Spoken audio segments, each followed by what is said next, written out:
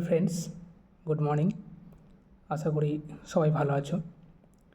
তো একটা কানাঘোষা খবর পাওয়া যাচ্ছে যে তোমাদের WPSI এক্সাম কবে থেকে শুরু হবে। তো চিন্তার কোনো কারণ নেই, পরীক্ষা খুব তাড়াতাড়ি হবে যেরকমভাবে খবর হচ্ছে, আর রিক্রুটমেন্ট খুব তাড়াতাড়ি শেষ হয়ে যাবে। আশা করছি নেক্সট যে বিধানসভা ভোট রয়েছে তার আগেই তোমাদের সমস্ত জয়েনিং হয়ে যাবে। তো অল দ্য বেস্ট বন্ধুরা, সবাই ভালো থাকবে, ভালো করে পড়াশোনা করো।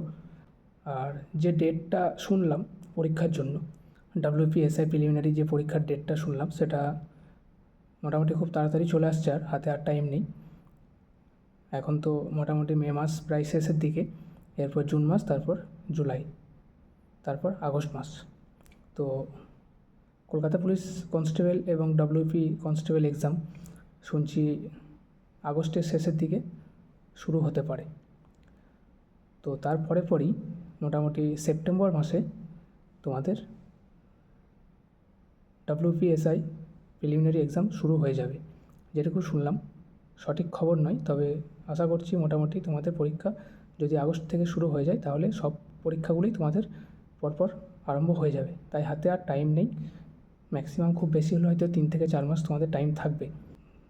তাই তোমাদেরকে বলবো তোমরা ভালোভাবে প্রিপারেশন নাও, জোর কদমে প্রস্তুতি চালিয়ে যাও, টাইম নষ্ট করো না, ঠিক আছে? চাকরি তোমাদেরকে পেতেই হবে, আর একটু ভালোভাবে যদি তোমরা পড়াশুনো করো তাহলে তোমরা চাকরি পেয়ে যাবে। তো ওকে, থ্যাংক ইউ, ভালো থাকবে, অল দ্য বেস্ট।